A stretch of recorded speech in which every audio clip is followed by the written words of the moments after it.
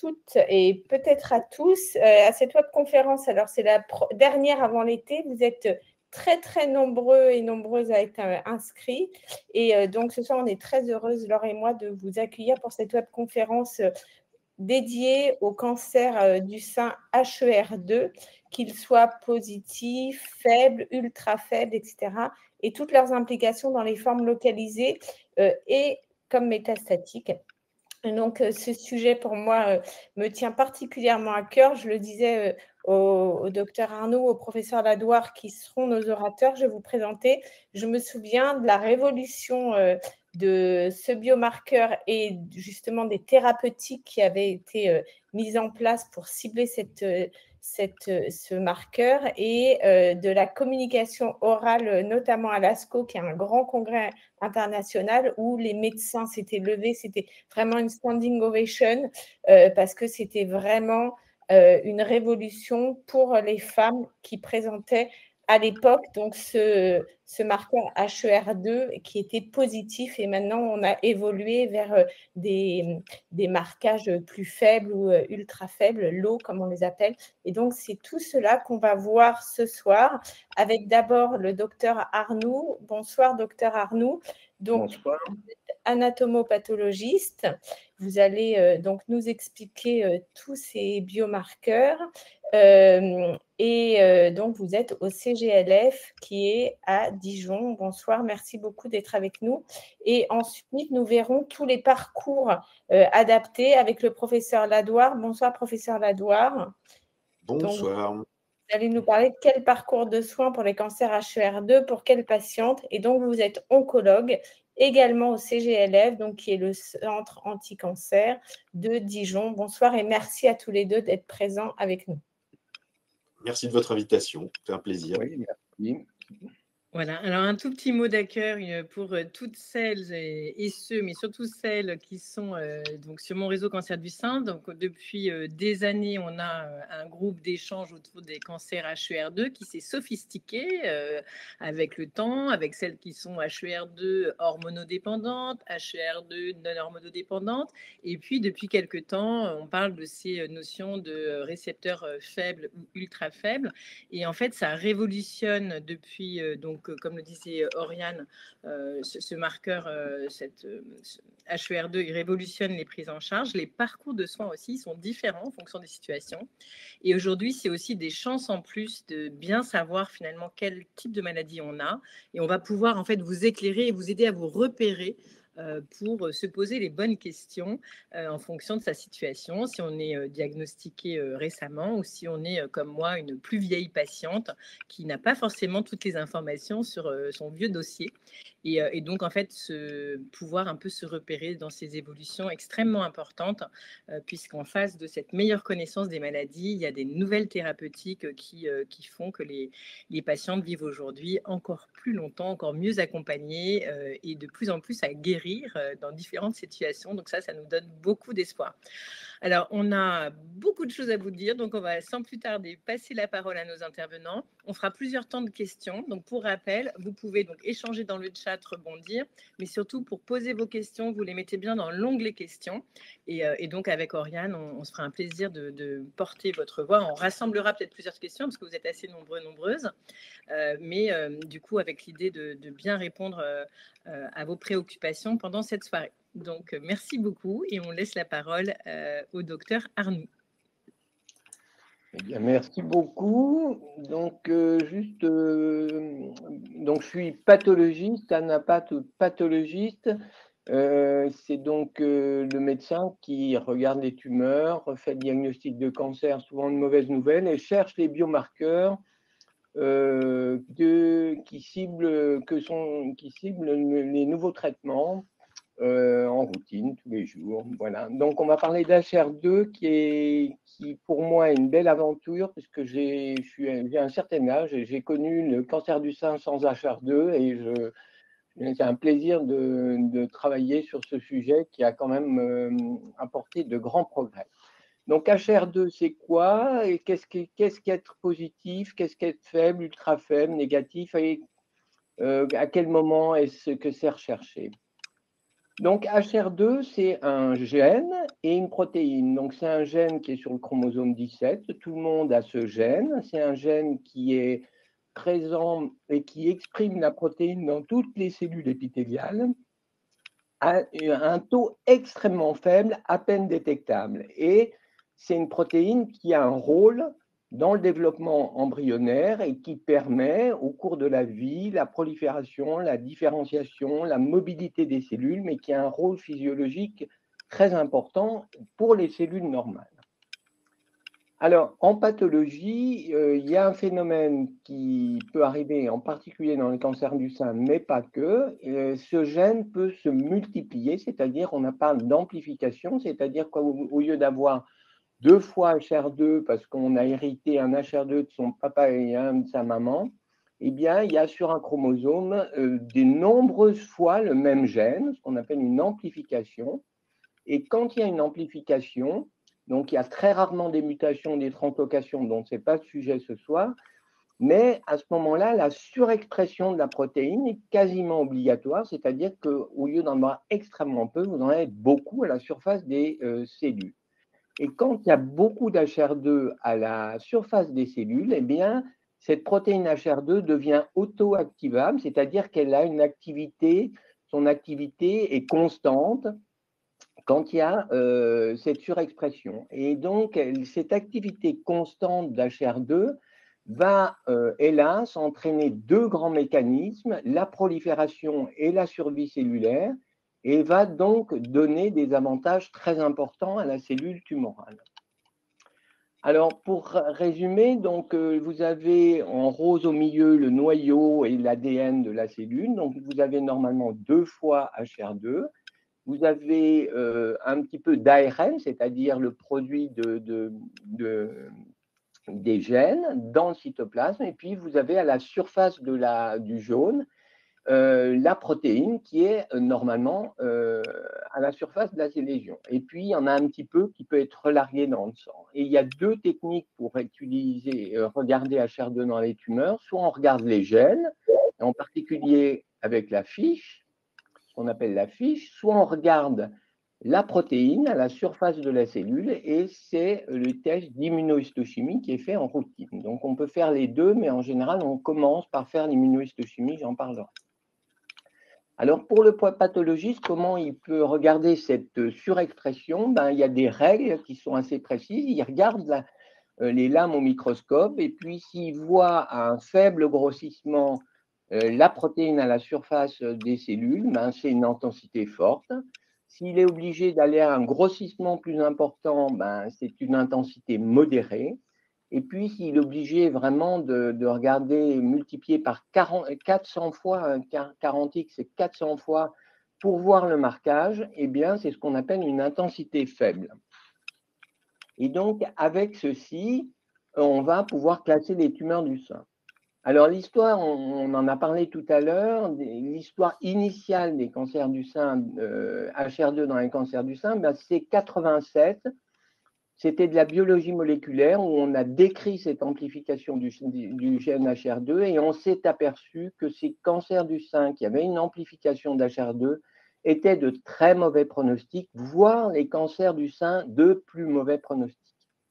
Et donc, vers les années 2000, est arrivé donc des médicaments, en particulier le trastuzumab, qui a ciblé cette protéine en métastatique, puis en adjuvant pour des patientes qui avaient des ganglions positifs, puis en adjuvant pour des patientes qui n'avaient pas de ganglions positifs, voire en néoadjuvant après. Par contre, c'était toujours pour des femmes qui surexprimaient, des tumeurs qui surexprimaient donc très fortement la protéine, ou de façon modérée, mais avec une amplification, donc une augmentation du nombre des gènes dans le noyau des cellules. Donc, je vous ai mis quelques exemples de marquage. Quand on regarde au microscope, on voit que l'intensité forte, il y a beaucoup de protéines à la surface des cellules. Une intensité modérée, il y en a moins. Et puis faible, c'est difficile à voir. Et surtout, ça ne fait pas tout le tour de la cellule. Et donc, on classe les tumeurs de cette façon. Alors, quand le marquage est 2+, donc équivoque, on fait de la fiche et on compte les gènes. Là, vous avez les gènes HR2 en rouge. Donc un cas 2+ non amplifié parce que vous avez 2 fois le gène. Et à côté, vous avez une tumeur qui est 3+, qui est très amplifiée. On voit bien que dans la cellule, le noyau de la cellule qui est en bleu, il y a plein de fois le gène HR2. Donc, on a vraiment une amplification du gène HR2. Donc, la classification initiale des tumeurs selon leur statut HR2, ben, c'était négatif si on avait pas beaucoup très peu de cellules avec une faible intensité. 1+, qui était si on avait un marquage faible. 2+, si on avait un marquage modéré, mais que la fiche était négative. Et là, ben, il n'y avait pas de traitement anti-HR2. Et puis, les patientes qui avaient droit au traitement anti-HR2, qui avaient besoin de ce traitement, c'était les 2+, donc ambigus, mais avec une fiche positive. Alors, mes diapos ont un petit peu, mes schémas ont un petit peu bougé, ou les scores 3+, avec un médicament qui venait se fixer sur HR2 et une différence en survie très intéressante qui a permis, en adjuvant comme en métastatique, de guérir des patients. Alors, cette positivité d'HR2 historique, elle est, au tout départ, on avait dit 20-30% des patients. Globalement, on est autour de 18%. C'est plus fréquent chez les femmes jeunes, c'est plus fréquent quand on a des ganglions envahis, mais dans le regroupement des données françaises, on est à peu près à 13% de patientes avec ce test positif dans l'ancienne classification. Et ce statut positif, 2+ amplifié et 3+, il reste constant, quasi constant, tout au long de la maladie. Donc, quand on a été positif au départ, on le reste tout au long de la maladie. Et on verra que c'est différent avec les autres catégories. Donc, on va privilégier la tumeur initiale, on fait le test, et puis plutôt la biopsie. On a l'information dès le départ, dès le diagnostic de la maladie. Alors, la révolution dans les années 2020, c'est l'arrivée des nouveaux traitements anti-HR2, que je dirais plus puissants, et le professeur Ladoire vous en parlera, qui est efficace dans des tumeurs HR2 faibles, voire même ultra faibles. Donc, c'est des tumeurs qui n'étaient pas, pour lesquelles les traitements anti-HR2 historiques ne marchaient pas. Alors, HR2 faible ou ultra faible, c'est quoi? Donc, une nouvelle classification, ben, il y a toujours des tumeurs qui sont zéro, aucune cellule ne présente la protéine à la surface. Des tumeurs dites ultra faibles, c'est-à-dire on en a très très peu, moins de 10%, le marquage est faible, mais il y a moins de 10% de marquage. Les HR2 faibles, ben, c'est les faibles, ce qu'on appelait les 1+ avant et les 2+ négatifs, et puis les HR2 positifs restent les 3+ et les 2+ modérés avec une hybridation positive. Et ce sont toujours les mêmes règles d'interprétation que je vous ai données au départ au microscope, c'est seulement qu'on a individualisé parmi les tumeurs, on a dit qu'il y avait des tumeurs, habituellement les ultra faibles étaient appelés des zéros, donc on les a individualisés, et puis les 1+ et les 2+ sont devenus non amplifiés, sont devenus des faibles. Alors, quand on répond, c'est bizarre, j'ai un petit souci avec mes diapos. Maintenant, on va vous répondre de façon beaucoup plus, on répond aux oncologues de façon beaucoup plus précise avec des règles que l'ASCO a données. Est-ce qu'on répond négatif, ultra faible, faible ou positif? Et on ne donne pas seulement un pourcentage et une intensité, mais on va classer cette tumeur dans les catégories, les nouvelles catégories. Donc voilà de nouveau des exemples. Un HR2 0, impossible de voir le marquage à la surface. Il y en a sûrement, puisqu'il y a toutes les cellules épithéliales en ont, mais de façon tellement faible qu'on ne les voit pas. Un faible, c'est très peu de cellules. Et puis, les tumeurs 2+ et 3+ habituelles qui, en fonction de l'amplification ou non, sont classées en faible ou en positif. Alors, quelle est la fréquence attendue de cette nouvelle catégorie d'HR2 faible? HR2 positive historique, à peu près 15, 13, 15%. HR2 low ou faible, ben, c'est 45 à 55% des patients. Donc, c'est un groupe de patients très important qui, jusqu'à présent, étaient exclus des traitements anti-HR2. Et puis, il reste 30%, 30 à 40% de tumeurs qui sont complètement négatives. Alors, le problème avec les tumeurs HR2 faibles, c'est qu'elles ne sont pas aussi constantes dans l'évolution de la maladie que ne l'étaient les tumeurs dites positives.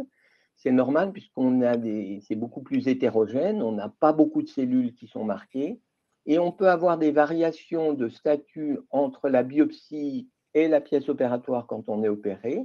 Sur le schéma de gauche, on voit qu'il y a des tumeurs qui étaient low au départ et qui sont négatives sur la pièce opératoire et vice-versa. Donc, ces changements sont importants à connaître pour les oncologues et les pathologistes, surtout au moment où on a besoin d'un traitement anti-HR2 et qu'on veut le diagnostiquer. Et de la même façon, entre la maladie initiale et la rechute, on a des changements entre low et négatif et low. Alors, sur quel prélèvement faire l'analyse pour ce statut faible ou ultra faible? Biopsie ou pièce opératoire, vous voyez que on peut avoir des résultats discordants. Le primitif ou l'évolution, il n'y a pas de réponse formelle. Les patients qui étaient inclus dans les essais cliniques avec les nouveaux traitements anti-HR2 avaient tout type de prélèvement de positivité, soit sur leur tumeur initiale, soit sur leur récidive, etc. Donc, on ne peut pas dire ça a été fait que sur l'initial, il n'y a que ça qui marche. Ça n'a été fait qu'à un moment de la rechute. Donc, du fait de l'hétérogénéité de ces marquages faibles, on peut penser que la pièce opératoire est supérieure à la biopsie parce qu'on a quand même plus de lésions à regarder. Donc, on peut plus être sûr quand c'est négatif qu'on n'a pas loupé un petit endroit. Et puis surtout, on peut retester un autre prélèvement s'il était négatif initialement. Si on vous a répondu HR2 0, on a répondu 0. Au moment où la maladie évolue, on peut refaire le test sur les biopsies et vérifier que c'est toujours négatif ou montrer que c'est positif et que donc on est éligible. Donc, l'oncologue peut avoir des résultats un peu discordants, c'est-à-dire négatif puis positif, et ce sera à lui de gérer un petit peu cette discordance en sachant que quand on est positif à un moment donné, il se peut très bien que le prélèvement qui était négatif avant intéressait une zone des 90 ou 80% qui étaient négatifs, mais il y a 20% de la tumeur qui est positive et ça suffit pour l'efficacité des traitements actuels. Voilà. Donc, c'est un petit peu l'histoire de ces tests HR2, cette différence entre ce qui a été et ce qui est actuel avec la possibilité de traiter, mais de façon différente, ce n'est pas les mêmes médicaments, les faibles et les ultra faibles. Et ça, le professeur Ladoire va pouvoir vous l'expliquer correctement. Je vous remercie. Merci beaucoup. On a une question en fait, parce que effectivement, quand on vous écoute, là on parle vraiment de HR2, bien comprendre les différents niveaux. Mais du coup, par exemple, on a Véronique qui nous dit, si on a un cancer du sein triple négatif et qui sort HER2 juste faible ou plus, là, par exemple, si c'est HER2 plus, ça se classe comment? Est-ce que vous les appelez autrement? Et donc, finalement, c'est un petit peu ce qu'on a dit aux patients de ce soir. On va essayer d'éclairer. Je dirais qu'il y a beaucoup de patientes qui savent qu'elles sont HER2. Et puis, il y en a d'autres qui savent qu'elles sont plutôt hormonodépendantes ou triple négatives. Et donc, à quel moment, en fait, on parle de HER2 dans ces autres mondes-là? Est-ce que vous pouvez nous préciser? Alors, c'est une excellente question parce que, effectivement, dans la définition du triple négatif, on n'a pas de récepteurs hormonaux, ça c'est sûr. Et puis, on n'a pas HR2 ancienne classification. Donc, on peut être low, on peut être ultra low, mais on est ce qu'on appelle triple négatif. Et au début de cette maladie, on va être pris en charge dans une stratégie, Sylvain me contredira si besoin, on rentre dans une stratégie plutôt de triple négatif avec des traitements très efficaces pour ces traitements-là.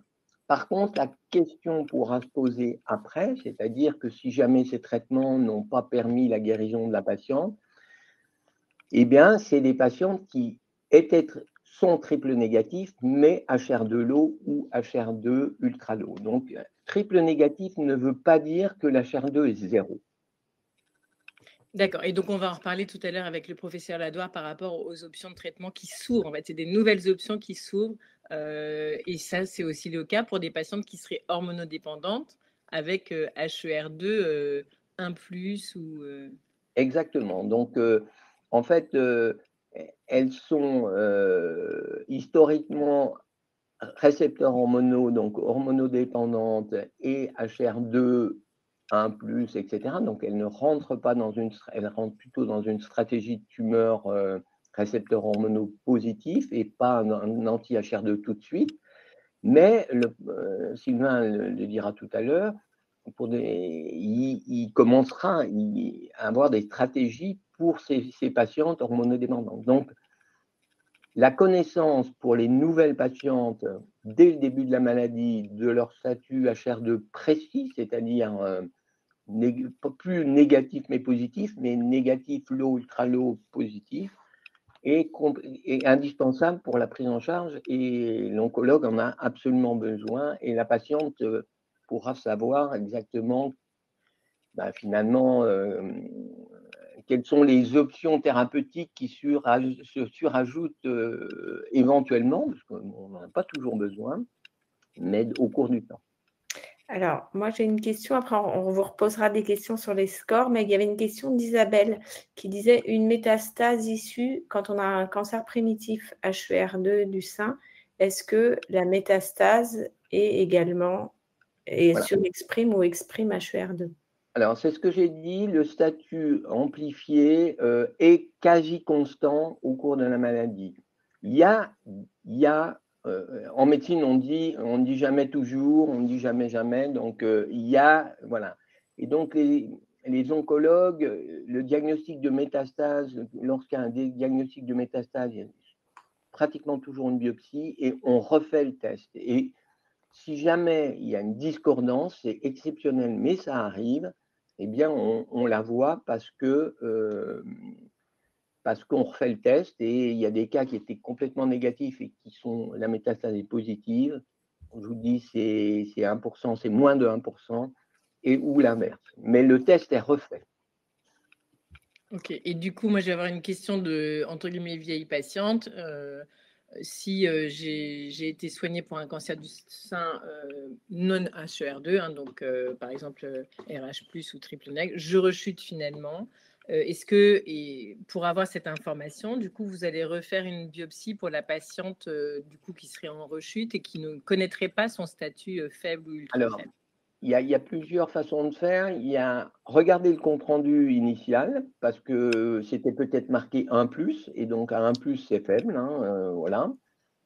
Si ce n'était pas précisé, si c'était marqué négatif ou positif, on peut redemander au pathologiste de regarder la lame, puisque les lames sont conservées plus de 30 ans.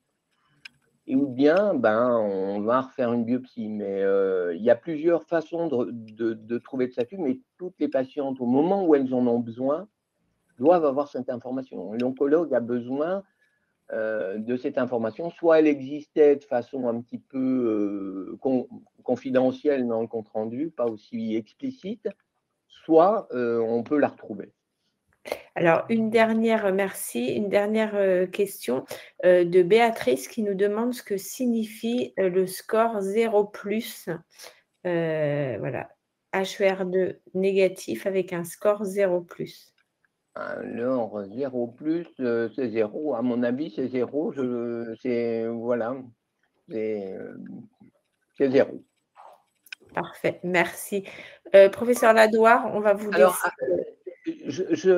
je dirais que c'est 0 sur un compte-rendu actuel. Sur un compte-rendu ancien, ça peut être un 0 qui est en fait un ultra low, puisque les moins de 10% marquage faible étaient des 0, alors qu'elles sont devenues des ultra low. Donc, ça dépend de la date du compte-rendu. Donc, il faut en reparler en tout cas à son oncologue, Son à son oncologue, anapathe. On exactement. ne vous voit pas souvent, vous les anapathes, mais en tout cas, ça mérite. En fait, c'est l'occasion de vraiment mettre en valeur votre spécialité, puisque vous allez aider justement à bien connaître ces différentes caractéristiques de la maladie cancer du sein. Donc, merci beaucoup pour ces explications. Et maintenant, on va voir un peu ce que ça change justement dans les parcours de soins des patientes. Alors, merci. Donc, dans la première partie, je vais parler des cancers du sein localisés et qui ont une amplification d'HER2. Donc là, c'est 15% de cancers du sein où HER2 est très, très fortement exprimé à la surface des cellules cancéreuses. Et vous l'avez dit en introduction, ce sont des tumeurs dont le pronostic a été transformé dans le bon sens par des thérapies ciblées anti-HER2, en particulier la première d'entre elles, qui était cet anticorps tout simple, anticorps nu anti-HER2, donc qu'on appelle le trastuzumab, l'Herceptin. Et donc, c'est un médicament qui est incorporé dans le parcours de soins des patientes avec une tumeur HER2 amplifiée localisée et métastatique. Donc, parlons d'abord de la maladie localisée. En fait, la maladie localisée, il va y avoir deux grands types de parcours. Soit la patiente a une petite tumeur de bon pronostic. Donc, pour nous, petite tumeur, c'est moins de 2 cm. Et de bon pronostic, c'est quand il n'y a pas de ganglion suspect à l'échographie ou à l'examen clinique. Et donc, on va voir que ces patientes vont être opérées d'abord et puis ensuite vont recevoir un traitement qui va comprendre du trastuzumab et de la chimiothérapie. Et on peut se permettre pour ces patientes de bon pronostic de faire une chimiothérapie allégée. Et puis, il y a les autres patientes qui ont des tumeurs un petit peu plus à risque de rechute, c'est-à-dire des tumeurs de plus de 2 cm ou avec un envahissement ganglionnaire, donc avec des ganglions au niveau axillaire. Et ces patientes vont avoir ce qu'on appelle un traitement néoadjuvant, c'est-à-dire un traitement de chimiothérapie et de trastuzumab qui va être avant la chirurgie. Et je vais essayer de vous expliquer quelle est la finesse de faire les choses effectivement dans ce sens-là. Alors, j'ai commencé à parler des petites tumeurs de bon pronostic. Donc, c'est la stratégie dont on a parlé préalablement. C'est-à-dire que ces patientes avec des petites tumeurs de moins de 2 cm, en apparence sans ganglion malade au niveau de l'aisselle, eh bien, elles vont être opérées. On va retirer la tumeur, faire un ganglion sentinelle. Et si on confirme bien sur la pièce opératoire qu'il s'agit bien d'une petite tumeur et que le ganglion sentinelle n'est pas touché, on peut se permettre de faire un protocole adjuvant, c'est-à-dire après la chirurgie, et qui va comporter une chimiothérapie allégée, avec simplement 12 cures de chimiothérapie, une par semaine, avec du paclitaxel, donc ce qu'on appelle le Taxol, donc qui est une molécule de chimiothérapie en général bien supportée et qui va être associée à notre fameux anticorps anti-HER2, donc le trastuzumab, l'Herceptin. Donc ça, c'est intéressant parce que ce sont des données qui reposent sur les résultats d'une étude américaine qui a traité, vous voyez, plus de 400 patientes, toutes avec des petites tumeurs, et qui a montré qu'avec ce protocole de chimiothérapie allégée et du trastuzumab, eh bien, on guérissait l'immense majorité de ces patientes. On n'observe quasiment pas de rechute. Donc ça a été un progrès énorme qui a permis de faire des protocoles de chimiothérapie moins lourds aux patientes avec des petites tumeurs sans envahissement ganglionnaire.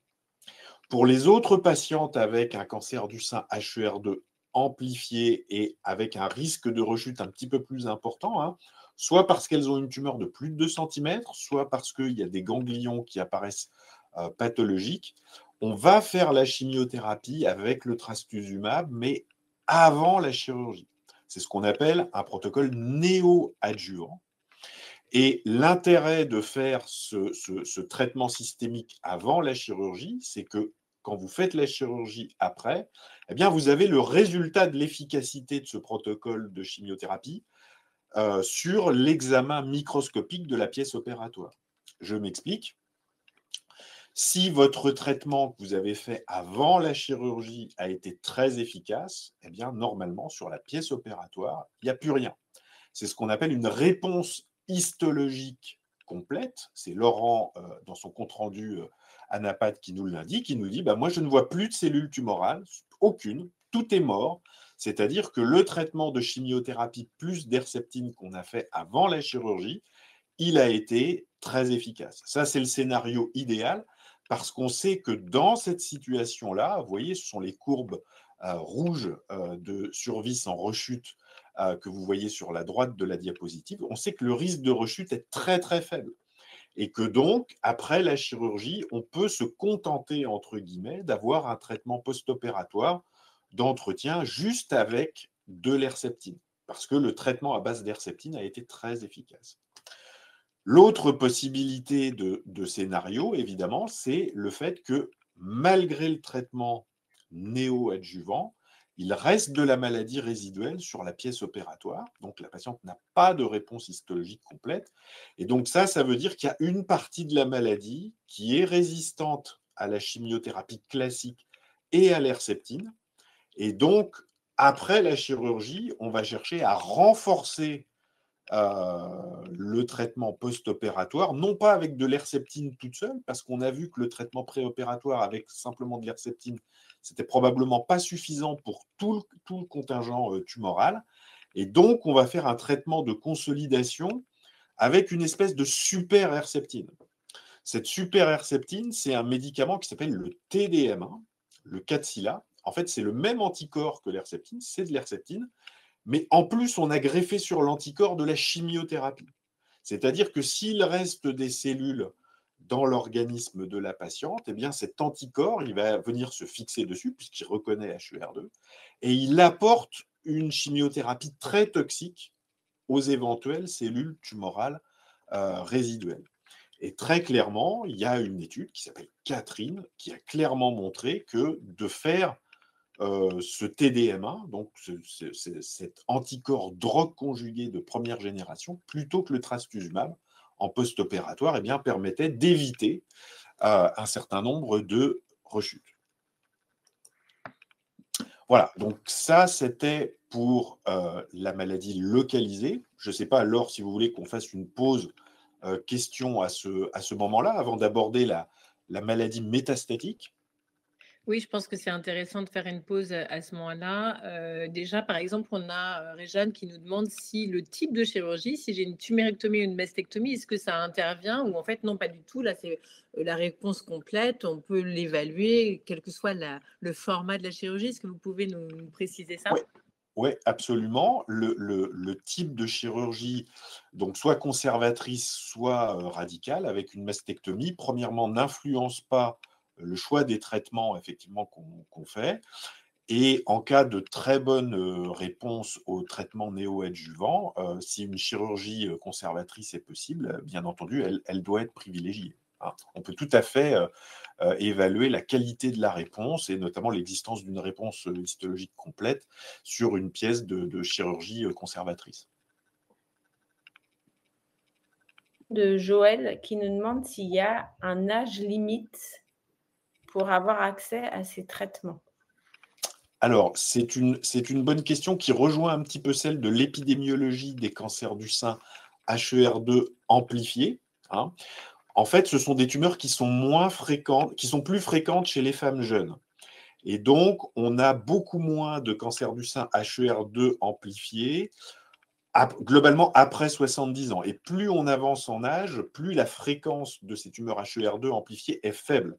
Donc, ça répond déjà à une partie de la question, qui est qu'on ne va pas se poser beaucoup la question chez des femmes âgées, tout simplement parce qu'on rencontre beaucoup moins de tumeurs HER2 amplifiées. Néanmoins, tous ces traitements ciblés anti-HER2, que ce soit le trastuzumab ou même le TDM1, sont utilisables chez des patientes, y compris chez des patientes âgées, avec la précaution d'une surveillance cardiaque, puisque la principale toxicité de ces anticorps, c'est le risque que ça fasse baisser transitoirement la capacité du cœur à correctement se contracter.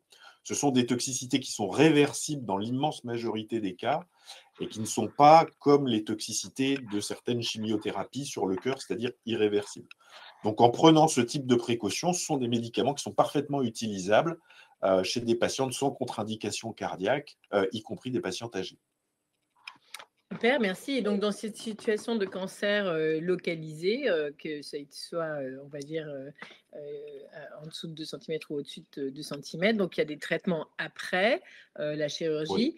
Il dure combien de temps? Parce qu'en fait, on a une question qui nous demande, est-ce que c'est à vie? Là, non, c'est pas à vie, ces traitements. Non. Est-ce que vous pouvez préciser un petit peu la durée de temps pour Ouais, les tout à fait. traitements d'HER2 et éventuellement hormonothérapie?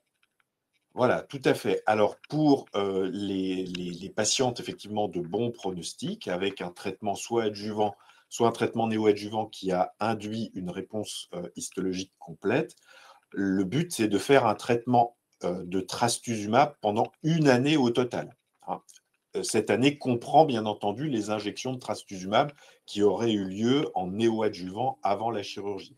Et puis, au bout de cette année de trastuzumab, eh bien, on s'arrête en termes de traitement systémique. Dans le cas où il y a un traitement néoadjuvant et que la patiente n'a pas de réponse complète histologique sur la pièce opératoire et qu'on doit faire du TDM1 post-opératoire en adjuvant, ce nombre d'injections, donc c'est toutes les 3 semaines, théoriquement, il est de 14, comme ça avait été fait effectivement dans l'étude. Voilà. Et au bout de ces 14 injections de TDM1, on s'arrête pour effectivement une simple surveillance puisqu'on a fait le traitement à visée curative.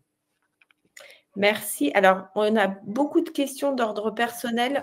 Malheureusement, on ne peut pas prendre des questions d'ordre personnel parce que voilà, les médecins ne connaissent pas votre cas particulier. Donc, on va essayer d'en prendre beaucoup. Mais voilà, j'avais une question de Joël qui nous parle d'une étude dont elle a entendu parler dans un centre anti-cancer pour identifier les cellules cancéreuses circulant dans le sang, ce que souvent on dit, nous, dans nos conférences, il y a de l'ADN circulant, etc. Est-ce qu'on peut identifier l'expression HER2 sur cette méthode de l'ADN circulant ou des cellules circulantes? Donc ça, c'est plutôt pour le docteur Arnoux.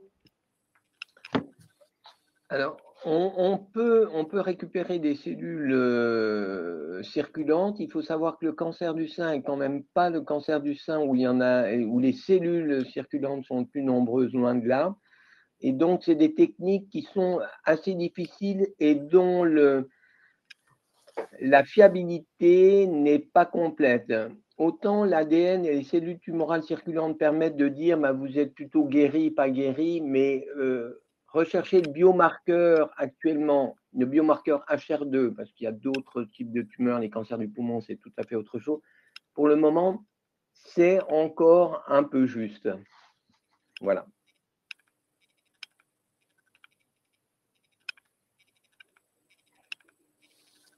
Merci. On vous laisse continuer, professeur Oui, Laloy. bien sûr. Donc maintenant, on va aborder toujours la maladie HER2 amplifiée. Hein. Donc on parle toujours d'à peu près 15% des patientes qui ont une tumeur avec une très forte expression d'HER2, où HER2 sert vraiment entre guillemets, de carburant à la survie et à la prolifération cellulaire. Et maintenant, on va parler de la maladie métastatique. Alors, la stratégie générale par rapport à d'autres formes de cancer du sein, c'est qu'on sait que dès le départ, il faut que les patientes aient dans leur stratégie un traitement ciblé anti-HER2. Et ce traitement ciblé anti-HER2, on va le maintenir pendant toute l'histoire de la maladie, c'est-à-dire que quelle que soit la ligne de traitement et l'avancée dans les lignes de traitement, le cas échéant, on essaiera toujours d'avoir une thérapie ciblée anti-HER2. Ces thérapies ciblées anti-HER2, on en a déjà vu 2 types. Les anticorps simples, le trastuzumab, l'Herceptine. Les anticorps avec de la chimiothérapie dessus, ça c'est ce qu'on appelle les anticorps drogue conjugués, qui sont en train de transformer vraiment le pronostic de certains cancers, en particulier des cancers du sein HER2 amplifié et HER2 faible. On va en parler juste après. Et puis, il y a un troisième type de thérapie ciblée anti-HER2, c'est ce qu'on appelle des inhibiteurs de tyrosine kinase. C'est un nom un petit peu compliqué pour dire que ce sont des petites molécules qui vont venir dans la cellule et qui vont venir bloquer le fonctionnement intracellulaire du récepteur, un petit peu comme si vous mettiez un chewing-gum dans une serrure, hein, pour empêcher que la porte elle s'ouvre. Voilà. Et donc, toutes ces thérapies ciblées anti-HER2, elles ont permis vraiment d'améliorer grandement la survie des cancers du sein métastatiques avec amplification d'HER2. Voilà, ça c'est un petit schéma qui vous montre, vous voyez sur la partie droite, nos anticorps, hein, qui viennent se fixer sur la partie extracellulaire d'HER2, hein, en empêchant le récepteur de fonctionner ou bien en apportant de la chimiothérapie directement dans la cellule qui exprime ce récepteur. Et puis, le fonctionnement là avec le cercle, où vous voyez effectivement ces petites molécules qui peuvent venir à l'intérieur de la cellule bloquer en fait le fonctionnement du récepteur. Donc, c'est ça les trois grandes stratégies en termes de molécules pour empêcher le fonctionnement d'HER2. Alors, depuis plus de 10 ans, le cancer du sein métastatique HER2 amplifié, il se soigne en première intention avec de la chimiothérapie plus 2 anticorps nus, hein, qui ciblent HER2. Ces 2 anticorps, eh ben, vous ne serez pas surpris, on va retrouver notre bonne vieille Herceptine, le trastuzumab, et puis on en associe un deuxième qui s'appelle le pertuzumab, qui est un autre anticorps anti-HER2, hein, qui va se fixer sur une autre partie du récepteur. Et aujourd'hui, ces 2 médicaments sont conditionnés dans la même seringue d'un médicament qui s'appelle le Phesgo. Donc, ce Phesgo, en fait, c'est tout simplement un médicament dans lequel il y a les 2 anticorps donc dans la même seringue. Donc, ça se fait en sous-cutané, en hôpital de jour. Donc, la stratégie générale qu'on utilise, c'est qu'on commence fort avec de la chimio plus ces 2 anticorps. Et dès qu'on a obtenu une bonne réponse, hein, en général au bout de 6 mois avec de la chimiothérapie, eh bien, on va pouvoir faire un traitement plus doux, plus light, avec ce qu'on appelle un traitement de maintenance, en gardant juste nos 2 anticorps, hein, tout seul, si la maladie par ailleurs n'a pas de récepteurs hormonaux. Et puis, ça c'est très important et on n'en a pas encore parlé, il y a à peu près la moitié des tumeurs HER2 amplifiées qui expriment aussi les récepteurs hormonaux, notamment les récepteurs aux œstrogènes. Et donc, pour ces patientes-là, la stratégie de maintenance, bien entendu, elle va associer les 2 anticorps, plus de l'hormonothérapie et depuis peu de temps également un inhibiteur du cycle cellulaire qu'on appelle le palbociclib. C'est à la suite d'une étude récente, hein, qui s'appelle l'étude de Patina, où globalement on fait une maintenance, vous voyez, assez complète pour ces tumeurs-là, avec nos 2 anticorps anti-HER2, et puis avec l'association thérapeutique hormonothérapie plus palbociclib, qui est celle qu'on utilise depuis déjà plusieurs années pour les tumeurs hormonodépendantes, mais sans amplification d'HER2. Tout ça est finalement assez logique.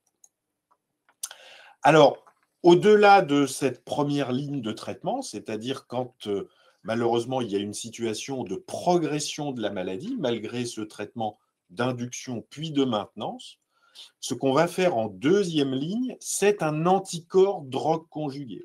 C'est-à-dire, c'est notre trastuzumab sur lequel il y a de la chimiothérapie. Alors, pendant très longtemps, on a utilisé comme anticorps drogue conjugué de deuxième ligne notre TDM1, hein, notre Kadcyla, vous vous rappelez hein, tout à l'heure, celui qu'on utilisait pour les patientes non en réponse histologique complète, au stade localisé. Mais désormais, on a des anticorps drogue conjugués de deuxième génération avec ce médicament qui est assez extraordinaire, qui s'appelle le trastuzumab deruxtecan. Je n'ai pas le temps de rentrer dans les détails, mais globalement, c'est toujours notre trastuzumab sur lequel il y a de la chimiothérapie, mais il a été modifié chimiquement pour le rendre beaucoup plus actif que le TDM1. Et le résultat de ça, c'est que quand on compare l'efficacité des deux médicaments, TDM1 d'un côté, trastuzumab deruxtecan de l'autre, ça a été fait dans le cadre d'une étude qui s'appelle Destiny-Breast 03 et qui, lors de la présentation des résultats, a également suscité une standing ovation au congrès de l'ESMO. Eh bien, effectivement, le trastuzumab deruxtecan est beaucoup plus efficace que l'anticorps drogue conjugué de première génération, raison pour laquelle aujourd'hui, il l'a remplacé en deuxième ligne. Et donc, en deuxième ligne, aujourd'hui, on utilise effectivement le trastuzumab deruxtecan. Et puis, ça marche tellement bien en deuxième ligne qu'on se dit quoi? Qu'on se dit que peut-être, ça peut être même plus efficace que notre première ligne actuelle. Et en fait, c'est le cas. Et je vous donne un résultat récent qui vient d'être présenté au congrès américain de l'ASCO il y a quelques semaines. Vous vous rappelez qu'actuellement, notre première ligne de traitement pour ces tumeurs, c'est chimiothérapie plus nos deux anticorps, trastuzumab, pertuzumab. Eh bien, vraisemblablement, dans quelques mois ou dans quelques années, ça sera plus ça, parce que quand on compare cette stratégie-là avec le recours à du trastuzumab deruxtecan dès la première ligne, en association au pertuzumab, mais c'est peut-être la même chose avec du trastuzumab deruxtecan tout seul, eh bien là aussi, notre trastuzumab deruxtecan plus le pertuzumab fait beaucoup mieux en termes de temps jusqu'à progression de la maladie, que nos doubles anticorps, trastuzumab plus pertuzumab et chimiothérapie. Donc ça, c'est l'histoire de la cancérologie. Quand on a des médicaments qui marchent très très bien sur des maladies avancées, eh bien, on essaie de les positionner évidemment de plus en plus tôt pour essayer d'influencer de façon favorable l'histoire générale de la maladie. Alors, au-delà de la deuxième ou troisième ligne, ensuite, effectivement, ce qu'on va faire, c'est d'autres traitements. Et dans ces autres traitements, on a notamment une association thérapeutique avec ce médicament qui s'appelle le tucatinib. Le tucatinib, ça fait partie de ces petites molécules qui rentrent dans la cellule et qui vont venir bloquer à l'intérieur de la cellule le fonctionnement du récepteur HER2. Alors, on ne peut pas les utiliser trop tout seul, il faut les utiliser avec le trastuzumab et avec une chimiothérapie. Et dans le protocole de référence, on utilise une chimiothérapie en comprimé qui s'appelle la capecitabine, qui est une chimiothérapie effectivement qui est bien tolérée. Et ce triplet de traitement, tucatinib, trastuzumab et capecitabine, permet d'obtenir de bons résultats à partir de la troisième ligne. L'intérêt du tucatinib, c'est que comme le trastuzumab deruxtecan, c'est un médicament qui peut avoir une très bonne efficacité sur les métastases cérébrales. Et on sait qu'il y a malheureusement une patiente sur deux avec un cancer du sein à HER2 amplifié métastatique qui, au cours de son histoire, peut développer des métastases cérébrales. Et à ce moment-là, il nous faut des médicaments efficaces, y compris sur les métastases cérébrales. Et clairement, aujourd'hui, avec le trastuzumab deruxtecan dont je vous ai parlé juste avant et avec le tucatinib, on a deux familles de molécules qui ont vraiment des résultats efficaces, même sur les métastases cérébrales. Donc, c'est évidemment des avancées thérapeutiques extrêmement importantes. Voilà, donc je ne sais pas si on fait de nouveau un petit point d'étape avant la dernière partie de l'exposé, qui va parler des implications thérapeutiques pour les HER2 faibles. Il y avait une question peut-être sur si je suis en plus RH+. Donc là, vous avez expliqué, je peux avoir le palbo, enfin un anti-CDK plus l'hormonothérapie. Mais entre guillemets, est-ce que vous avez bien expliqué que finalement cette composante HER2, elle est forte, entre guillemets, la maladie reste HER2+. Mais est-ce que c'est le cas, par exemple, de la partie hormonodépendante? Est-ce que vous avez des patientes qui, par exemple, sont en métastatique avec les deux composantes et puis dans l'évolution, elles perdent le côté hormonorécepteur? Est-ce que vous pouvez nous dire comment c'est recaractérisé éventuellement ou évalué? Oui, c'est une très bonne question. La réponse n'est pas forcément simple. Je pense que pour essayer de donner des messages clairs, parmi les cancers du sein HER2 amplifiés, la moitié sont également hormonodépendants. C'est-à-dire que chez une patiente sur deux, on va pouvoir également utiliser l'arme hormonothérapie comme stratégie thérapeutique. Très clairement, l'hormonothérapie va être un complément de la stratégie anti-HER2 parce que l'activation de la voie HER2, c'est également une voie d'hormonorésistance. Donc, pour que l'hormonothérapie fonctionne, il faut continuer de bloquer HER2. Et ça n'est uniquement dans ces deux conditions que l'association va pouvoir être synergique. Donc, c'est la raison pour laquelle on utilise l'hormonothérapie éventuellement modulée par un inhibiteur de CDK4/6 comme le palbociclib, en plus de maintenir la stratégie de blocage anti-HER2. Et globalement, ces tumeurs-là, qu'on peut appeler double positive ou triple positive, souvent par opposition au triple négatif, assez souvent, quand elles sont récepteurs hormonopositifs, elles vont rester quand même durablement hormonopositives. Ce qui fait que c'est une stratégie qu'on va pouvoir utiliser finalement au début de la maladie, mais aussi potentiellement plus tardivement dans la maladie. Tu veux apporter un complément, Laurent ? Non. Je pense qu'après, il y a des mécanismes un peu complexes dont c'est pas le sujet du jour, l'hormono. Je pense que il y a des tumeurs qui perdent les récepteurs, mais on le teste à chaque fois qu'il y a des prélèvements, donc on peut le savoir, mais c'est pas perdre le récepteur qui est le mécanisme d'échappement le plus important de l'hormonothérapie. Merci. Alors, vous avez parlé de différentes études et de thérapeutiques qui étaient efficaces sur les métastases cérébrales et vous les avez citées dans des lignes avancées. Or, vous avez dit que 50%, une patiente sur deux peut-être pourrait développer des métastases cérébrales. Donc, on a une question, faut-il attendre les lignes ultérieures pour bénéficier de ces thérapies? Et voilà.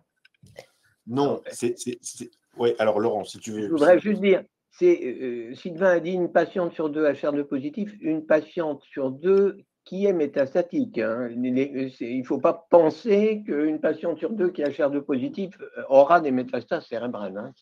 Oui. Si j'ai été ambigu dans mon propos, je m'en excuse. Je parlais bien puisqu'on était dans le cadre des patientes avec une maladie métastatique.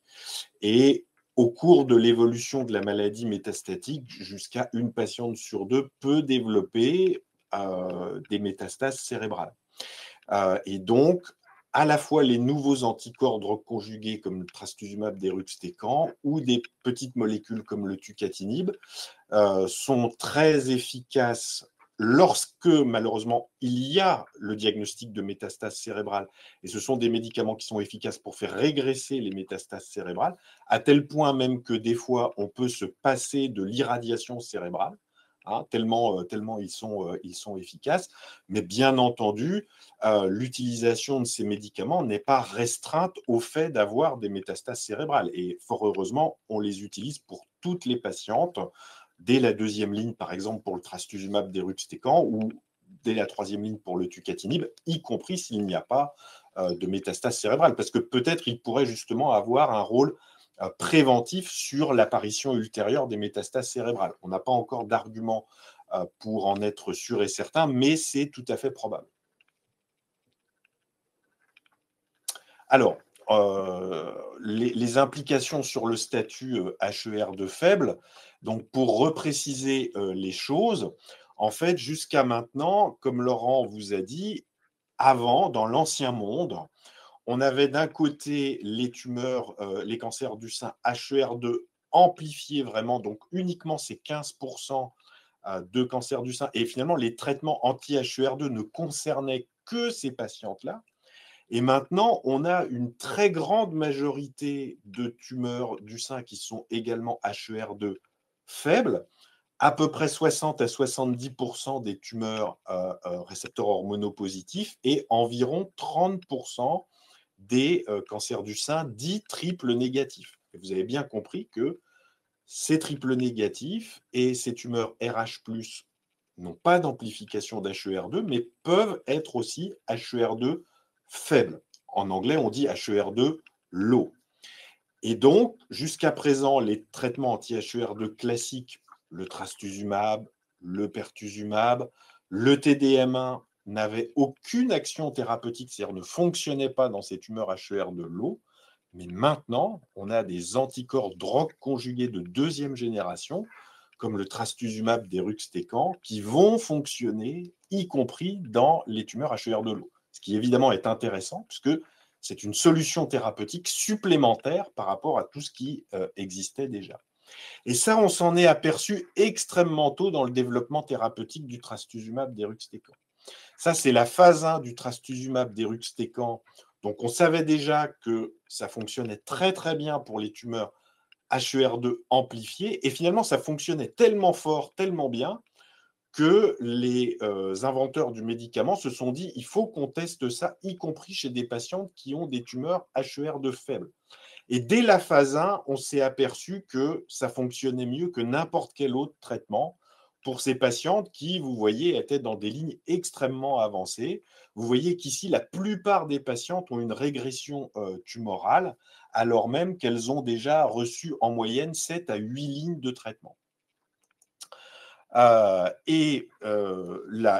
L'essai qui a validé cette stratégie, c'est une étude qui s'appelle DestinyBreast-04 et qui a comparé chez des patientes qui avaient déjà reçu 1 à 2 lignes d'hormonothérapie et 1 à 2 lignes de chimiothérapie.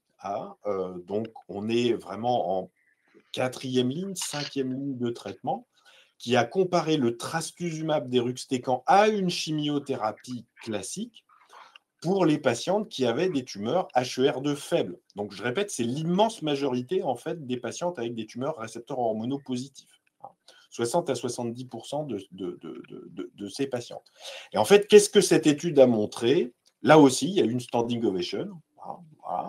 Lorsque les résultats ont été présentés en congrès, eh bien que vraiment le trastuzumab deruxtecan pour ces tumeurs-là, ça faisait beaucoup, beaucoup mieux en termes de survie que la chimiothérapie classique. Donc ça, c'est très vrai. On a beaucoup de preuves pour les tumeurs récepteurs hormonaux positifs. On en a un petit peu moins, il faut le reconnaître, pour les tumeurs triple négatives HER2 faibles.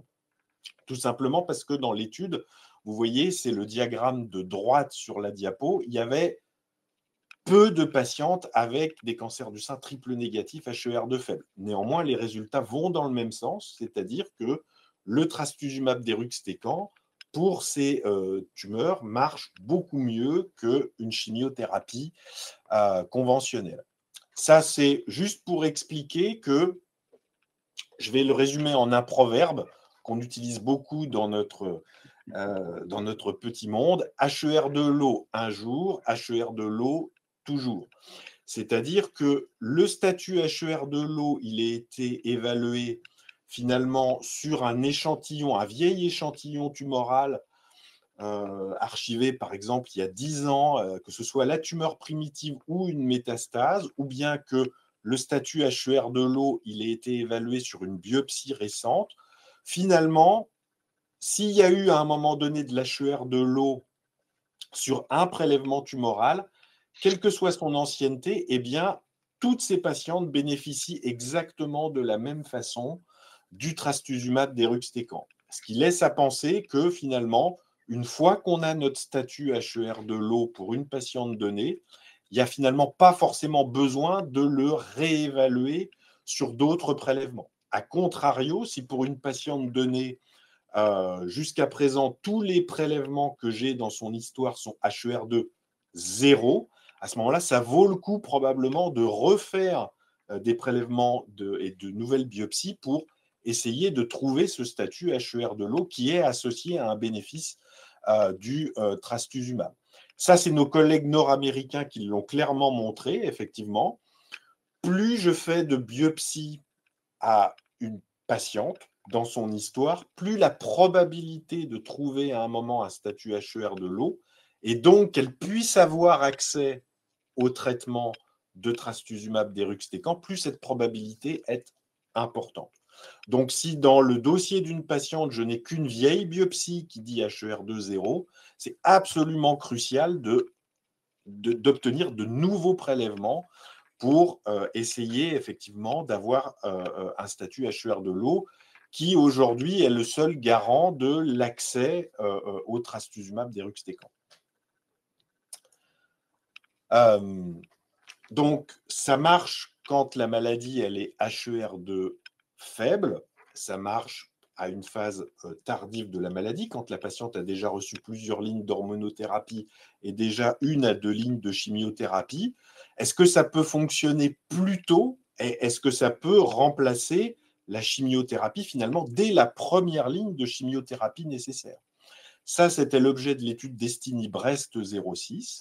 Ces résultats sont plus récents, mais vont dans le même sens, c'est-à-dire que finalement, quand on va se poser la question après 1 à 2 lignes d'hormonothérapie pour des tumeurs récepteurs hormonaux positifs et HER2 faibles, d'introduire la première ligne de chimiothérapie, eh bien, le trastuzumab deruxtecan fait mieux que n'importe quelle autre chimiothérapie. Donc ça, c'est une indication qui n'est pas encore disponible en France, qui le sera probablement ou en tout cas possiblement dans les années qui viennent. Et surtout, ces résultats, ils sont dans les cancers du sein HER2 low, mais aussi ultra low, c'est-à-dire que lorsque vraiment il y a très très peu de cellules tumorales qui expriment HER2 en immunohistochimie, finalement le trastuzumab deruxtecan fonctionne avec la même efficacité.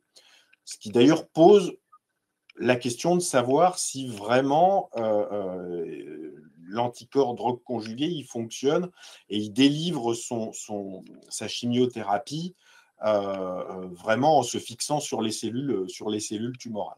Ça, c'est une autre question. Et j'ai vu dans les questions qui arrivaient qu'il y a la question évidemment de la tolérance de cette molécule. Jusqu'à présent, je vous en vante les effets antitumoraux et je vous parle beaucoup de l'efficacité, mais par rapport à une chimiothérapie classique, est-ce que c'est plus toxique, moins toxique? C'est toxique avec des toxicités différentes, mais clairement, on va retrouver plutôt un profil de toxicité de type chimiothérapie, c'est-à-dire que les patientes qui reçoivent le trastuzumab deruxtecan, il faut vraiment fortement prévenir les nausées, vomissements chimio-induits parce que c'est un traitement qui est relativement émétisant.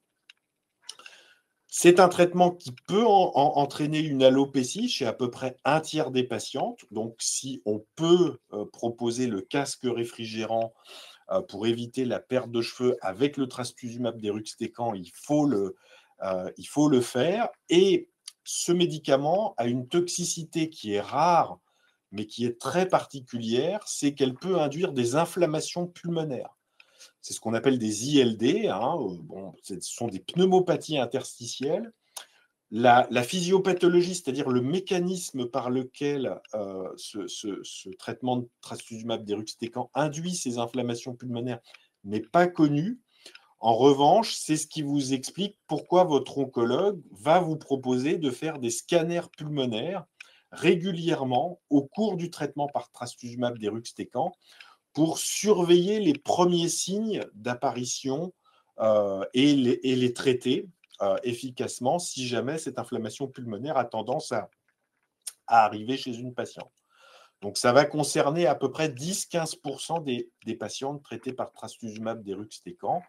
Et c'est important de surveiller l'apparition de ces toxicités pulmonaires pour pouvoir les traiter rapidement et les prendre en charge efficacement rapidement. Voilà, je ne sais pas si on aura le temps d'aborder la dernière partie qui sont les axes de recherche actuels, mais je pense que là, déjà, on peut faire une pause peut-être pour reprendre notre souffle, pour ma part, boire un coup et puis répondre à vos questions avec de la salive. Merci, prenez le temps de vous désaltérer. C'est vrai que c'est quand même éminemment complexe, mais je pense que ça aide vraiment à se repérer dans ces différentes situations, parce qu'on voit que en fait, ces avancées, elles viennent on va dire, un peu bousculer des choses qui semblaient bien organisées avec les RH+, les triple neg, les HER2. Et en fait, là, ça se complexifie et c'est à la fois une chance puisque, vous le soulignez, ces nouvelles stratégies de traitement, c'est des cartes en plus, en fait, pour faire face Exactement. à la maladie. Et je crois que ça, les patientes concernées par une situation métastatique, elles sont très conscientes de ça. Maintenant, vous l'avez dit aussi, c'est pas simple parce que typiquement, perdre ses cheveux, avoir à gérer tel ou tel effet indésirable, c'est pas évident. Avant pour faire un petit peu une pause aussi sur ces lignes avancées et ces traitements, il y a aussi une révolution en situation métastatique HER2. C'est toutes les patientes qui sont extrêmement bonnes répondeuses pendant très longtemps à leur traitement. Et là, il y a beaucoup de patientes en fait sur nos réseaux qui, depuis 5 ans, 6 ans, 8 ans, 10 ans, ont un traitement de maintenance. Et donc, on a les premières, en fait, pionnières pour lesquelles, avec bien sûr la réflexion avec leur oncologue et les résultats, donc pour certaines ont arrêté les traitements parce qu'elles vont très bien. Donc, entre guillemets, ce seraient des pionnières de la guérison de maladies métastatiques. Et je crois que il y a aussi la volonté là en France de dire que ça existe, mais aussi d'encadrer tout ça. Est-ce que vous pouvez nous en dire 2 mots? Parce que ça fera une petite pause aussi sur, en fait, il y a des très bonnes nouvelles potentiellement à partager. Oui, oui, oui. Donc, effectivement, le corollaire d'avoir des traitements plus efficaces, et HER2 dans le cancer du sein, c'est vraiment un paradigme comme ça, c'est que probablement, ça fait partie des cancers du sein métastatiques qu'on peut aujourd'hui guérir. Et on a, alors, malheureusement, ce n'est pas la majorité, mais dès qu'on a commencé à utiliser le trastuzumab, on a eu effectivement un petit pool de patientes qui durablement, effectivement, n'ont plus de maladies visibles. On leur continue juste du trastuzumab ou du Phesgo en entretien. Et puis, effectivement, exactement ce que vous dites, Laure, on est à 5 ans, on est à 7 ans, on est à 10 ans et le PET scan, il n'y a toujours rien, effectivement. Alors, c'est vrai que tant qu'on utilisait des anticorps simples, donc du trastuzumab, du Phesgo, j'allais dire, on ne se posait pas forcément beaucoup la question de l'arrêt parce que ce sont des médicaments, effectivement, qui sont assez peu toxiques et bien tolérés, finalement.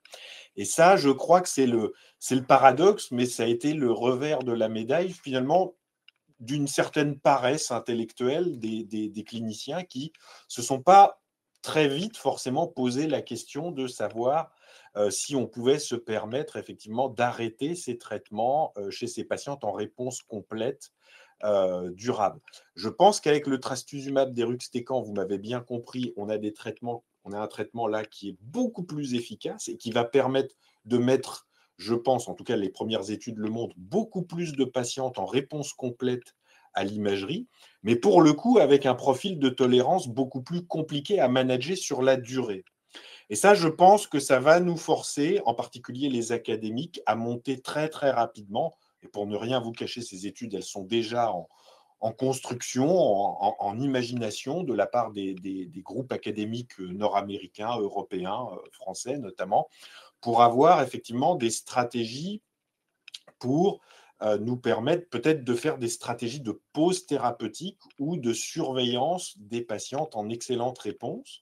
Et ça tombe bien parce qu'aujourd'hui, en 2025, on a des outils peut-être un petit peu plus fins que l'imagerie, que le PET scan, pour nous dire, chez cette patiente, il n'y a vraiment plus du tout de maladie résiduelle, puisqu'aujourd'hui, on est capable de capter à l'échelle vraiment moléculaire circulante ces signaux de présence de cellules tumorales résiduelles ou pas. C'est ce qu'on appelle l'ADN tumoral circulant, qui est capable effectivement de déceler avec une simple prise de sang la présence d'une maladie moléculaire résiduelle encore dans le corps de la patiente ou pas.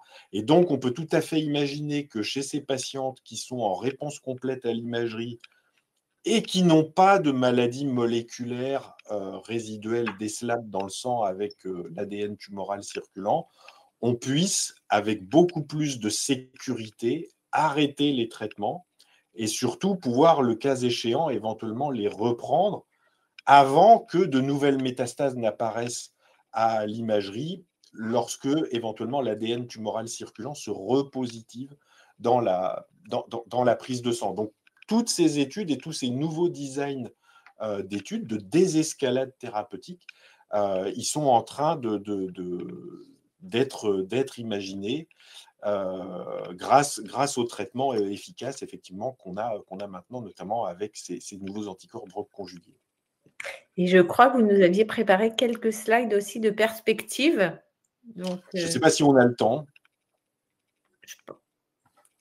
Rapidement. On a le temps ou pas? Oui. Allez, on peut prendre quelques minutes, même rapidement, juste pour ouvrir et puis peut-être dire sinon aussi on retrouve les essais. Ouais. Il n'y en a pas beaucoup. Je pense qu'on peut résumer actuellement dans la maladie HER2 amplifiée les deux grands axes d'amélioration. Vous allez voir, c'est très logique. Le premier axe, c'est on a des médicaments qui sont super actifs à des stades avancés de la maladie. Eh ben, on va essayer de les utiliser à des stades plus précoces pour guérir plus de patientes. Donc, c'est positionner plutôt les médicaments qui sont très actifs en situation avancée et dont je vous ai parlé, en particulier les anticorps drogue conjugués. Ça, c'est la première stratégie. Et puis, la deuxième stratégie, c'est construire des médicaments encore plus efficaces, des médicaments anti-HER2, encore plus efficaces, que ce soit des inhibiteurs de tyrosine kinase, que ce soit des nouveaux anticorps ou que ce soit des nouveaux anticorps drogue conjugués.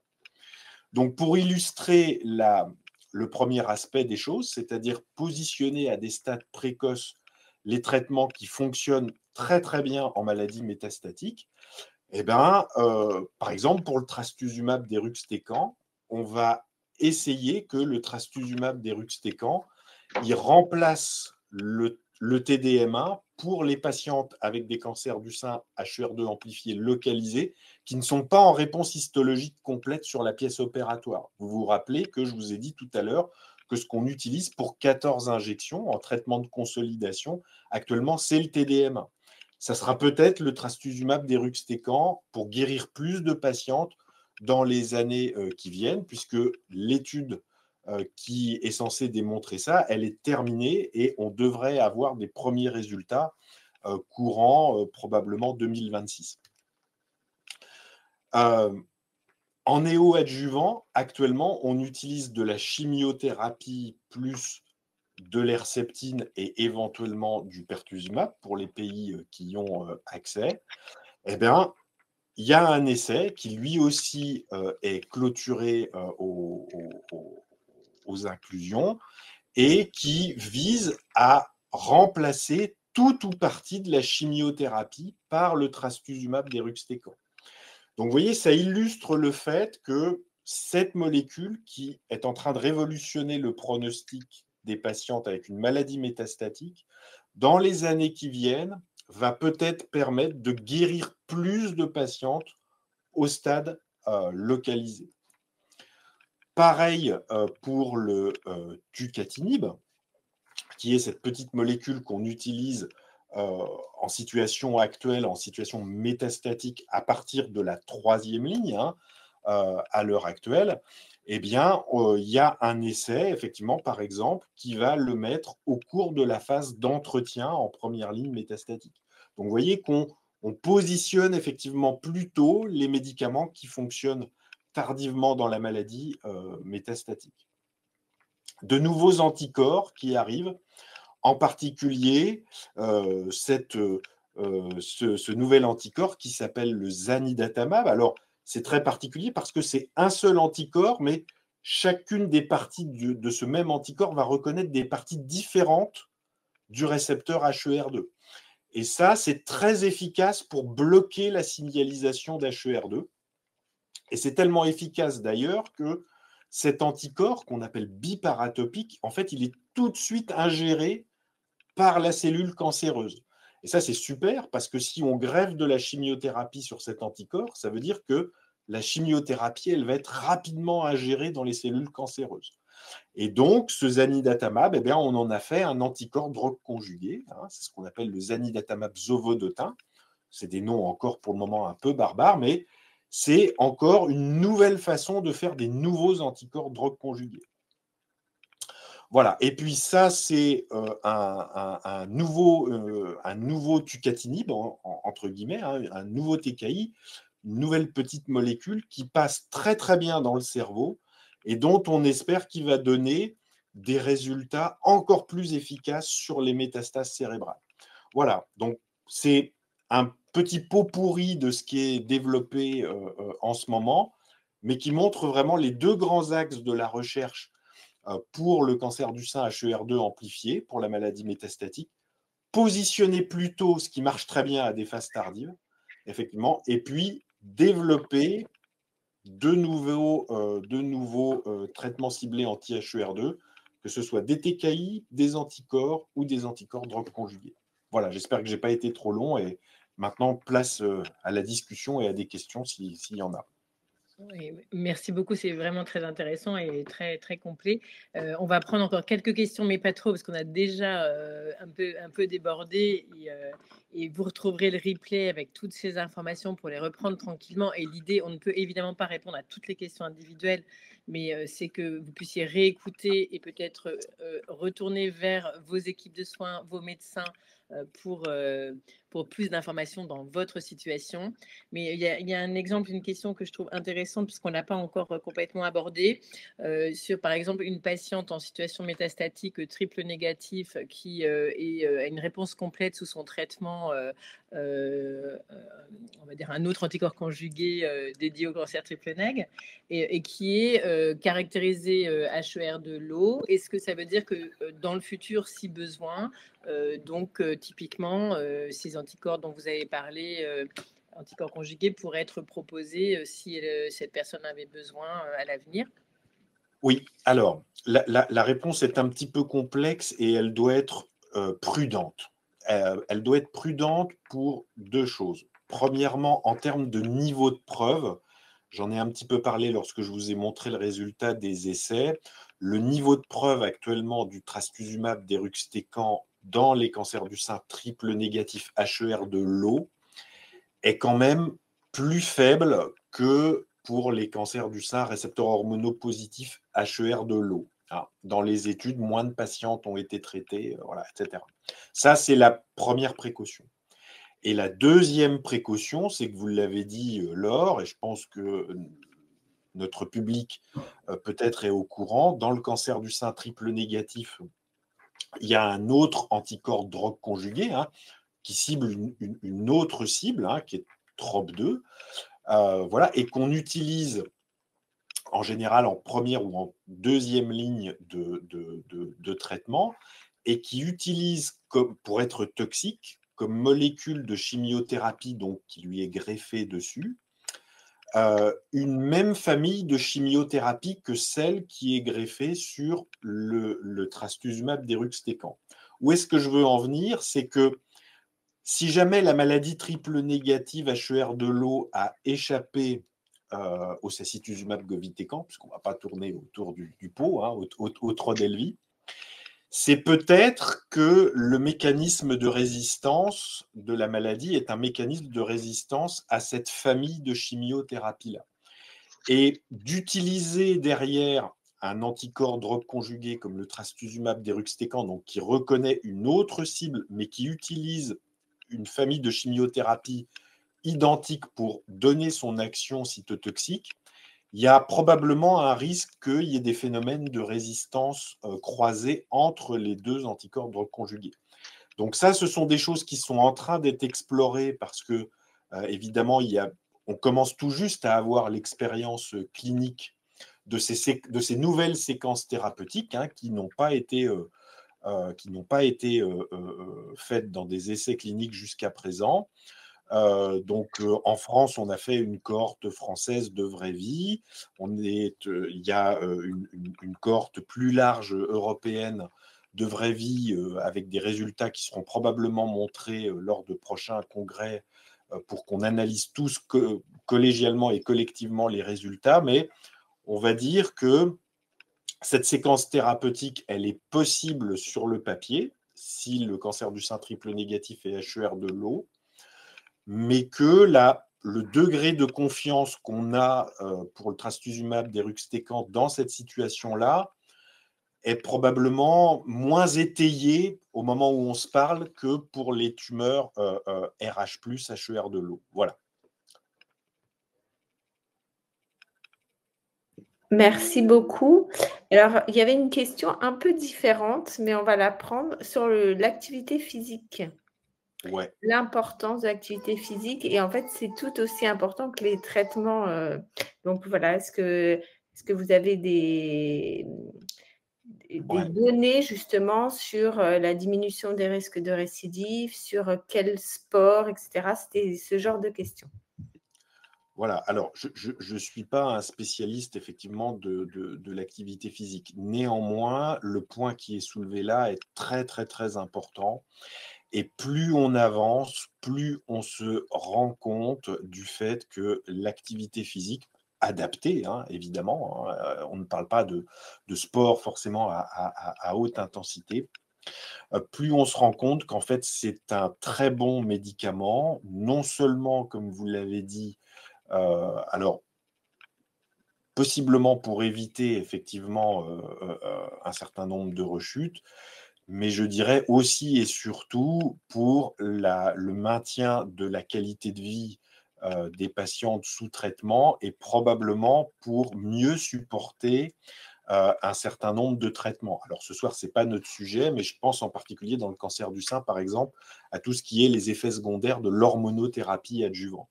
Donc vraiment, plus on avance et plus on voit sortir des résultats effectivement qui sont en faveur de ça.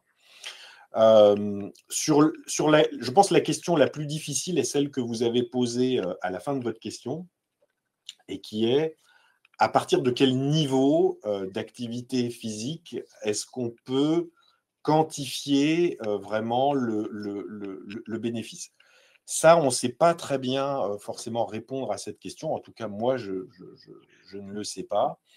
Ce que simplement je peux dire modestement, du coup, c'est que vraiment l'activité physique adaptée doit être encouragée, doit être supportée. On doit, à travers et dans nos institutions, essayer de construire des programmes d'accompagnement et d'aide pour aider les patientes, quelle que soit leur situation, en localisé, en adjuvant, en situation métastatique, pour maintenir la qualité de vie via l'activité physique adaptée. L'objectif premier ne doit pas être forcément un objectif je pense, de gain en survie, d'éviter les rechutes, etc., même si c'est probable. Il y a eu des résultats dans les cancers digestifs qui ont été présentés là à l'ASCO au dernier congrès, qui sont tout à fait impressionnants, effectivement, et qui montrent que c'est aussi vraisemblablement une arme anti-rechute en situation localisée. Mais au jour d'aujourd'hui, moi, ma conviction, c'est vraiment d'essayer de convaincre et d'embarquer les patientes vraiment pour leur qualité de vie au quotidien, pour se sentir mieux et pour mieux faire face à la fatigue, aux effets secondaires des médicaments, etc. Je pense que ça ne doit pas être la seule arme, mais en tout cas, c'est clairement une arme qu'il faut manier et ne pas en parler, ne pas l'évoquer, ne pas essayer d'encourager les patientes et de mettre en place des choses pour les accompagner dans leur volonté d'avoir une activité physique adaptée. Je pense que ça serait une erreur. Voilà. Alors du coup, j'en profite pour faire un peu de pub parce qu'il se trouve que demain, nous ouvrons notre challenge d'été avec Kipling. C'est des petits challenges de marche qu'on propose sur mon réseau cancer du sein. Et du coup, ça permet de faire des petites équipes, de s'amuser aussi et de s'encourager à marcher. Et on a beaucoup de personnes qui se remettent comme ça un peu en mouvement en s'encourageant mutuellement. Et au-delà de cette proposition estivale, ça permet également d'avoir des petits cours de gym adaptés toutes les semaines, etc., accessibles en ligne. Donc même quand on est un peu loin de son centre ou que c'est les vacances, d'avoir en fait des professionnels qui vous aident à bouger. Et juste peut-être une dernière question j'ai des résumés. Est-ce que vous pouvez, en fait, finalement, on voit qu'il y a beaucoup d'avancées dans ces cancers, dans la connaissance d'HER2 et son implication, dans les différentes stratégies, qu'elles soient localisées ou métastatiques, avec de nombreuses innovations. Où est-ce qu'on retrouve, en fait, où est-ce qu'on s'informe sur les essais cliniques, à qui on en parle, si on a des questions, pour finalement se sentir bien à l'aise, bien accompagné sur, voilà, est-ce qu'il faut refaire une biopsie dans certaines situations, est-ce qu'il faut, voilà, est-ce que vous pouvez juste nous dire un petit peu voilà, vos conseils pour s'informer si les patientes qui nous écoutent ce soir ont encore d'autres questions?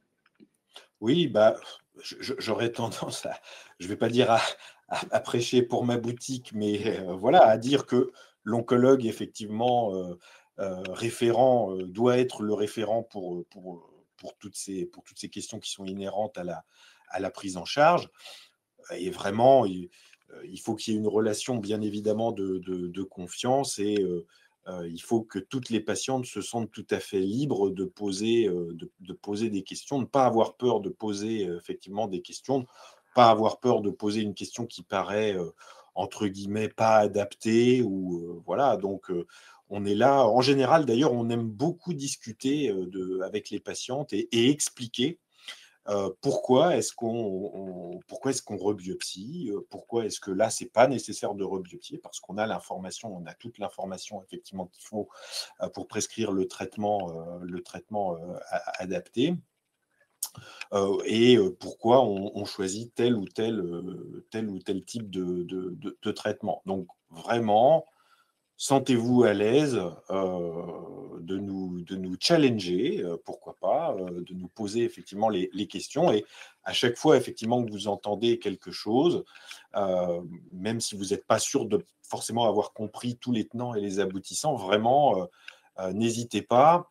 Le traitement de votre maladie doit être fait effectivement en toute transparence, pour que vous soyez acteur, actrice de votre prise en charge.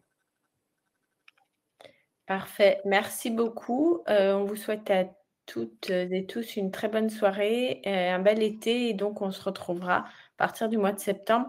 Merci infiniment, professeur Ladoire, docteur Arnoux. Avec plaisir. Bonne soirée. Au revoir. Bien, merci. Merci pour cet événement qui nous réjouit de savoir ce qu'on fait au quotidien intéresse beaucoup de monde, et le fait de l'expliquer, finalement, on pense que c'est une façon majeure de s'informer, hein, ce forum, et je vous félicite pour votre action. Merci beaucoup pour Bonne ces soirée. encouragements. Et donc, bien sûr, il y aura le replay dans quelques jours, donc vous pourrez le réécouter tout l'été. Bonne soirée, au revoir. Merci beaucoup de l'invitation. À bientôt. Au revoir. Bonnes vacances.